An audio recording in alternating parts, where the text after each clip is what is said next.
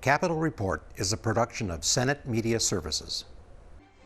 On this week's program, the caucuses have chosen new leaders for the Senate, and we introduce you to the incoming majority and minority leaders. Plus, the large, newly elected class of senators comes to the Capitol to learn about their new jobs. Stay tuned for this week's Capitol Report.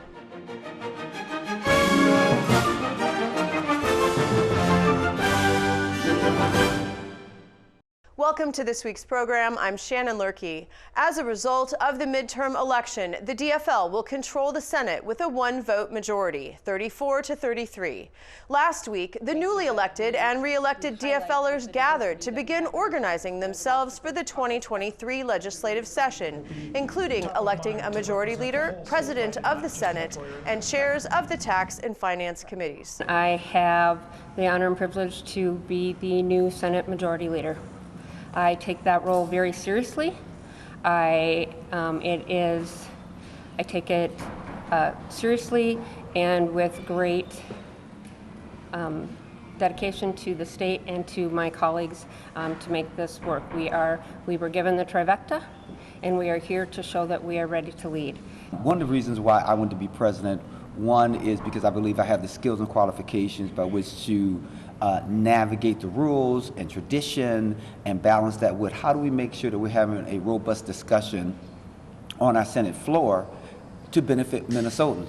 So that is to make sure that there are guiding principles that can lead our caucus, but also the minority as well, because I believe important, robust discussion includes all of us.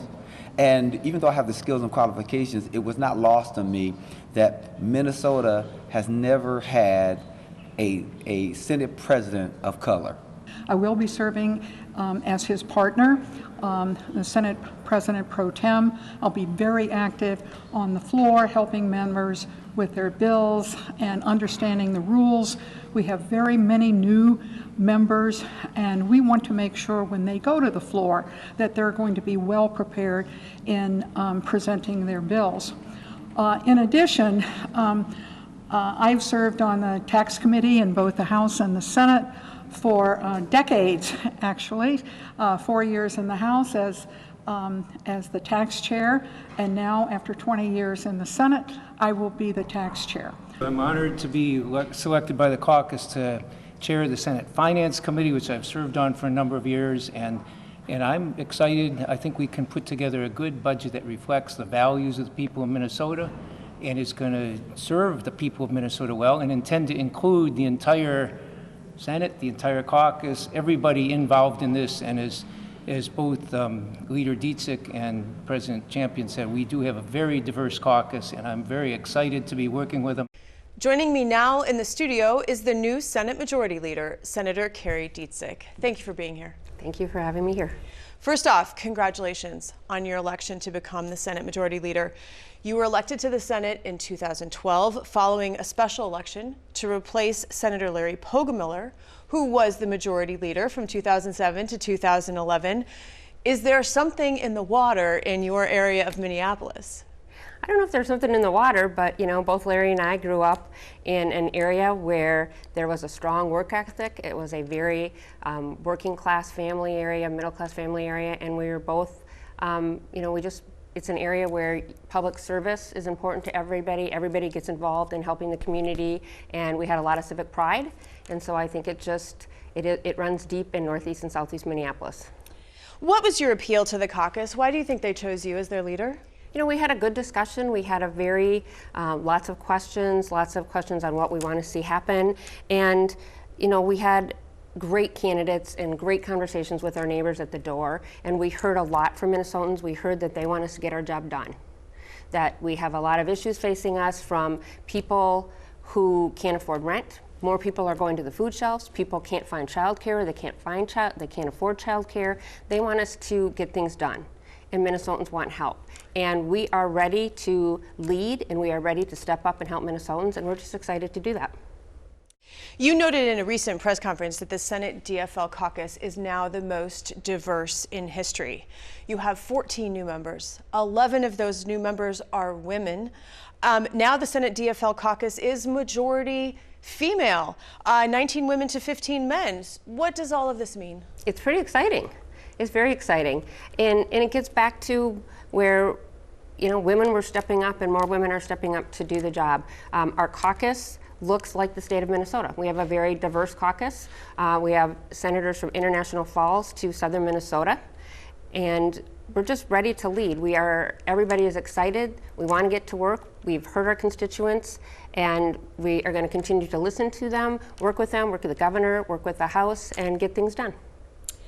There's also historic diversity of backgrounds and experiences in the new DFL caucus, but your majority is only one single vote. That means that any new policy or budget proposals either need united caucus support or you need to have bipartisan support. Will this be a challenge? Does it mean that the scope of accomplishments may be narrower than people might think? When we were elected in the trifecta in 2013-14, we did all-day kindergarten, we passed medical cannabis, and we did the freedom to marry. So we know we can get things done. We know we have that slim majority. We also know that there are so many things we agree on, and there's so many things we want to get done for the state of Minnesota that we're going to have open and transparent conversations with each other, with our communities, but we're ready to come to work and lead and do things for Minnesotans. The last time that Minnesota had the so-called trifecta, meaning that the legislature and the governor's office are all the same party, and it was the DFL, was back in 2013-14. Before that, it was the late 1980s. So it is kind of a rare thing. What do you think the voters are saying? They told us they want us to get our job done. They are tired of gridlock. They want stability. They want civility. They want to have those thoughtful conversations. And there's issues that are facing us. From, you know, the kids have had a hard time going to school in COVID the last few years. We have the lowest counselor ratio in the state. We have special education funding deficits. There's work that we need to do. And we're ready to get here, get the work done, and help Minnesotans. What will your leadership style be like? Are you a collaborator? Are you a deal maker? Do you like the big picture? Do you like the details? Like, what are you going to look like in leadership? I like to get things done. And I think we all are coming here. We want to get things done. All of the senators were sent here and elected to get things done. And so I look forward to working with all of them. Learning more of what they need in their community, and again, finding what can we agree on. I think there's a lot that we can agree on to move forward for Minnesota, so I look forward to working with all of them to get the job done. You are the next generation of a political legacy in Northeast Minneapolis. Your father, Walt, was a police officer and then Minneapolis City Council for 22 years and then Park Board for 12 years. Before running for the Senate, you worked for the late Senator Paul Wellstone, whom you often quote. How might your history that is steeped in the city and the state inform your leadership of the Senate? So my dad was very active in the community. My family was very active in the community. We grew up being active in the community. I also had an great uncle who was mayor of St. Cloud, another great uncle who was a sheriff in Monoma County. So public service is embedded in my family. We believe in that. We want to help people. I was telling the story that my dad used to make us do Meals on Wheels before there was Meals on Wheels. We would deliver meals and Easter lilies to families at Easter time. We didn't want to do it. We were going into the public high-rise buildings. You know, we had other things to do. We were young kids. We didn't want to do it, but he made us do it. And it showed us that, you know, families can struggle and that we should be grateful for what we have, because no matter how bad we feel at that moment, somebody else is having a harder day. And it showed me that little things mattered, because they so appreciated when we came to the door to bring them, you know, sometimes it was just coffee and these flowers, but it made their day. So it showed me little things mattered, and that to take time out of the day to help people. And that again instills the public spirit and the public service in me. And I often quote my former boss and say, we all do better when we all do better. And I think that also means the Senate too. So when the Minnesota Senate does better, Minnesota does better. And we all want to help Minnesotans. It shouldn't matter where you live. every Minnesotan should have the opportunity to succeed, and I think that spirit of helping others isn't just helping others across Minnesotans, it's helping the Senate be better, and I think we can do better because when we all do better, we all do better.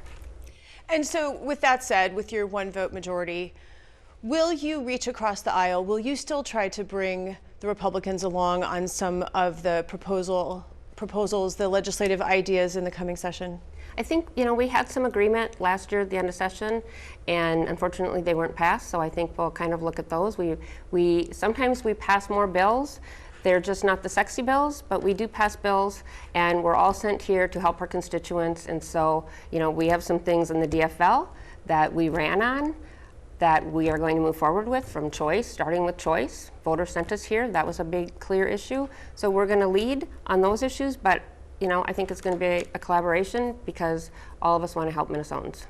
Is there going to be any difficulty with the presumably rather large budget surplus that we have in terms of how to go forward, or do you think that's going to resolve itself over time? I think it'll give us an opportunity to have some great conversations on how do we best help Minnesotans. Senate Majority Leader Kari Dziedzic, thank you so much. Thank you.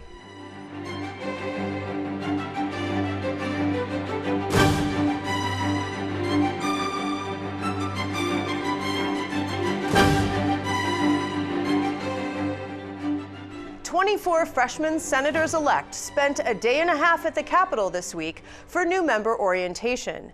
The incoming lawmakers spent time learning about the institution and the process. I spoke with a few of them, and I began by asking what excites them about becoming a senator. Getting to work with a lot of my colleagues from the House that are coming across the hall, coming across the tracks to this side. Many of us have good working relationships already.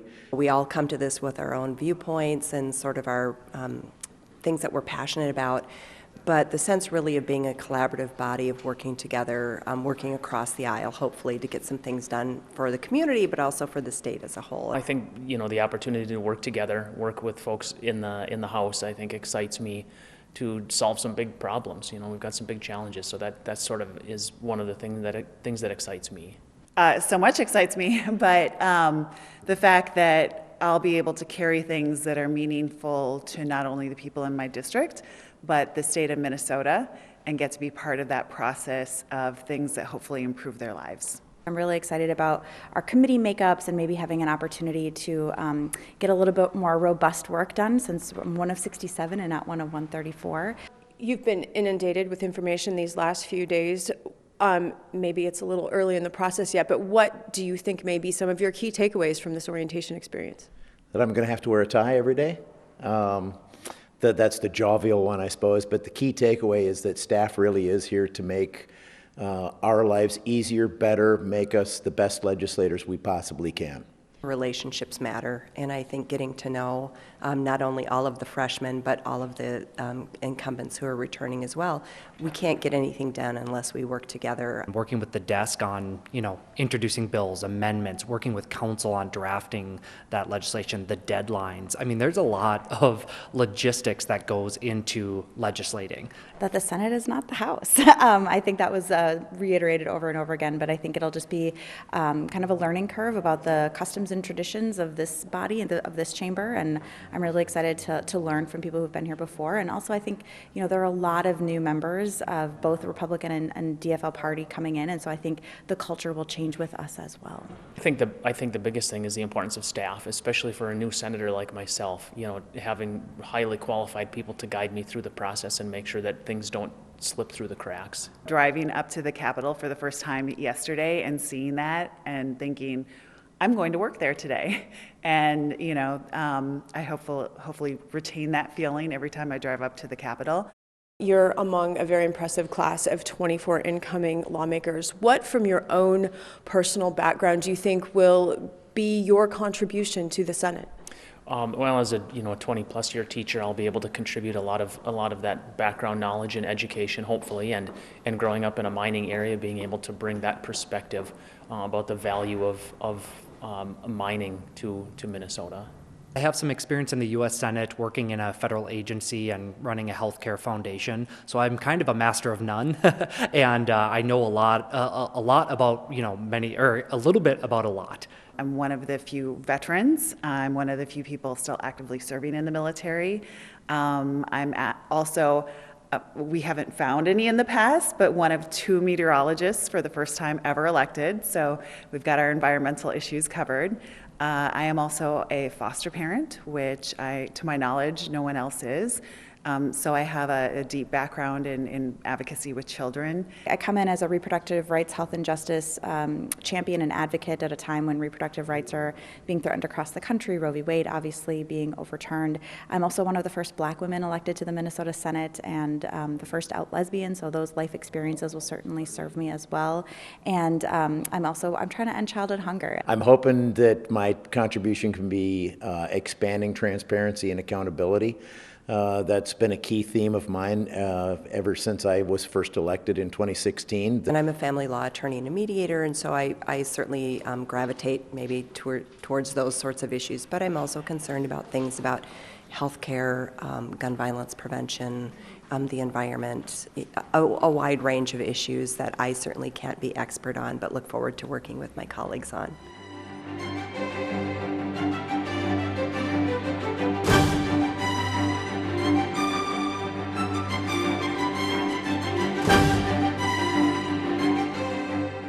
The 2022 midterm election has prompted changes in the Minnesota Senate, both in the leadership of the chamber itself and in caucus leadership.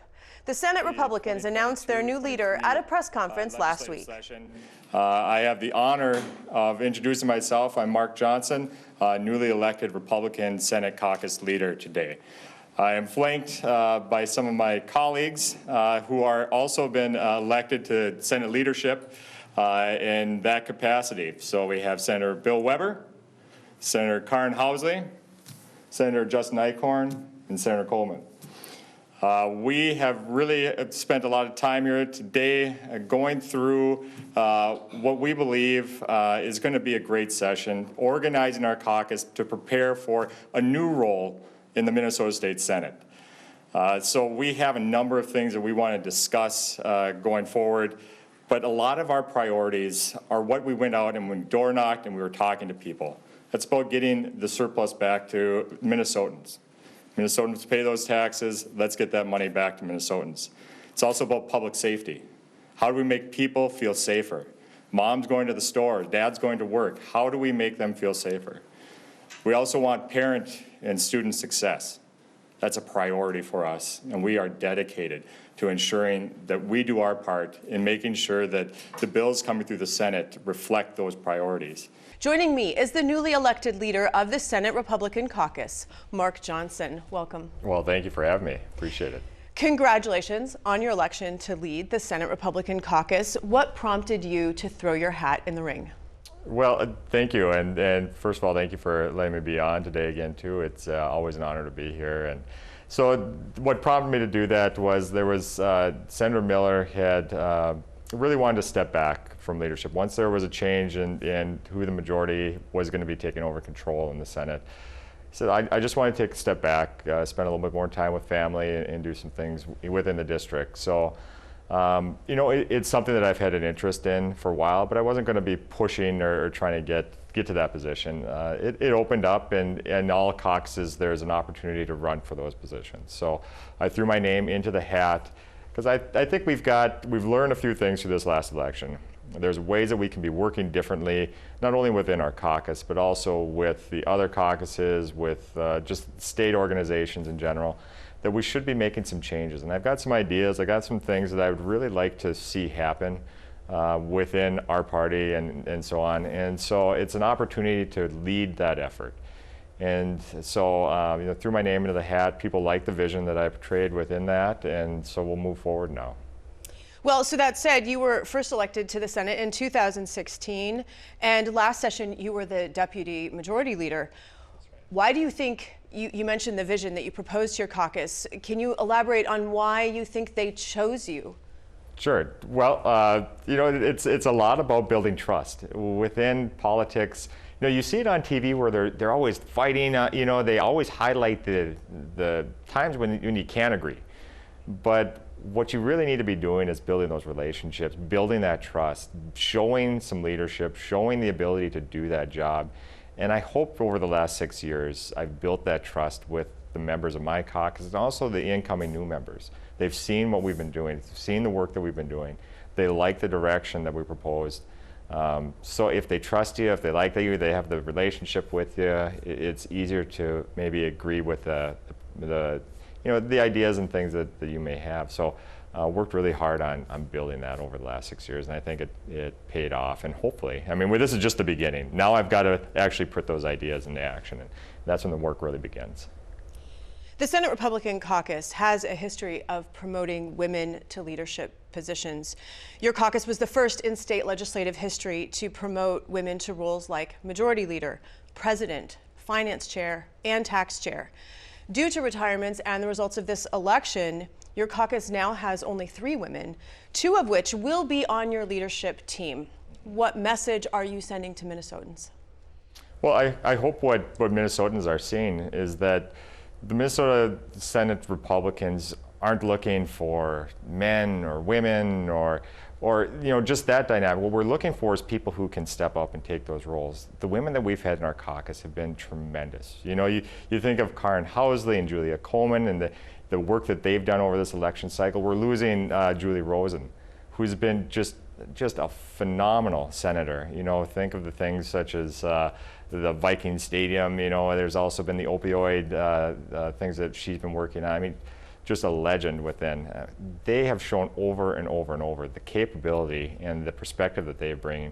It's what we need in the Senate, and we want to make sure, and our members recognize that. That's why we elect them over and over again to leadership positions, because this is a 50-50 partnership. We got to figure out how to move forward, and they've been so critical in each one of those steps. How would you describe your leadership style? Are you a collaborator? Are you a deal maker? How do you plan to lead your caucus? What's your vision for your particular leadership style? Sure. And so what I really like about the legislature that I didn't realize that I would like is the idea of where an executive branch position is, you are kind of commanding, here's what's going to happen, here's how it's going to work. But legislature is all about committees, right? It's, we have a caucus, we've got our different committees that we have. Everything's kind of formed around consensus. And so I love that aspect of it. I love taking an idea and saying, here's what we're going to do. Let's brainstorm this for a little bit. And making a decision from the group where we have buy-in, we have compromise, we have change to the ideas. That's what I really like to do. I envision that being more of the leadership style, but being at the first couple of days of this, we'll find out what it looks like. Okay. The DFL has only a 1-vote majority, and when you joined the Senate, the same was true in reverse. Your caucus, the Republican caucus, had just a 1-vote majority. With that knowledge, how will you approach this session? So this is going to be interesting, the dynamics, because now we'll be able to sit on the other side and look and kind of know what's going on over there as far as trying to get consensus over especially some of the more risky ideas that they might have or controversial ideas. The thing that we had that I was very proud of, our Senate leader at the time, Paul Gazelka, was very much able to pull people together. Same with Senator Miller when he was majority leader as well. And we had people from all over the states, different ideas, but we really had just a consensus, a real mission within the caucus that I felt was very, very much like family, and we tried to reach a decision as a group, and we had to at 34. It seems to me from the outside, not knowing what's going on in the DFL caucus, they might have a little bit more animosity, just a little bit more turbulence within that caucus. So they'll have maybe some opportunities where Republicans will have some real influence in the policies that they're trying to propose and put forward. So that's one of the differences I think we're going to be seeing between our majority and now the DFL majority. 2 giants of the Senate are leaving. One of them you already referenced, Senator Julie Rosen and Senator David Senjem, and I've had them both on the program for exit interviews. Both in those exit interviews spoke to me of the importance of building relationships, of inviting other lawmakers, regardless of party, into one's office, and working across the aisle. Is this good advice? Oh, just terrible advice. No, it's absolutely, absolutely advice. I mean, we just had freshman orientation this morning, and that was the thing. Both Senator Franzen and now Senate Majority Leader Dziedzic, they really harped on, and that's one of the messages that I wanted to bring forward to them as well when I spoke to them, was making sure that you are, you know, we might be on different sides of the aisle, but we can still work together. We're not enemies, you know, we're just opponents in many ways. And so it's interesting you mentioned a couple of those folks that are leaving, David Senjum and Julie Rosen. You know, when we were doing the calculation, just on the Republican side, that were caucusing the Republicans in the last year, 176 years of experience walked out the door this session. And that's not even including the Democrats that have left. You know, you think of all the institutional knowledge that turned over in this last time. I mean, it's scary, but we have to realize we've got to build those relationships. That was the 176 years. I think every one of those senators that are leaving with that experience will say the exact same thing. Build those relationships, get to know those people, because that's the key of legislating in this place. So here you are with this leadership role and some institutional knowledge, 6 years worth. You grew up in your district, you moved away, and then you came back. You are married with 3 children, you have a law degree, and you run 2 small businesses. So what do you do with whatever little spare time is left at the end of the day? Well, this has really been a passion love. This is something that we have, the politics side of things, is something that you know, we've just made a commitment to as a family and said, okay, we're going to practice law, we're going to do the concrete construction stuff you know, during the summertime, but really focus onto this during the winter time. But you know, we as a family, we do the things that all families do. You know, the kids are out playing on the sleds right now in the snow up north and going to school, and we make it back home. The Senate has been very family friendly in that regard too. So we've been able to enjoy both being part of the policy and the politics in Minnesota, and also be just a normal everyday family too. So, Minority Leader-elect, soon to be Senate Minority Leader Mark Johnson, I want to thank you so much for your time today. And thank you very much. It's a pleasure being here.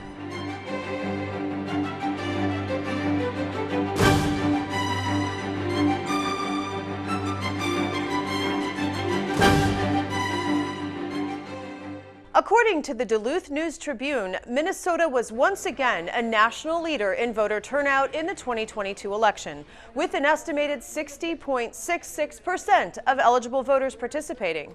Senate Chief Photographer A.J. Olmscheid spent some time capturing images of Minnesotans exercising their right to vote.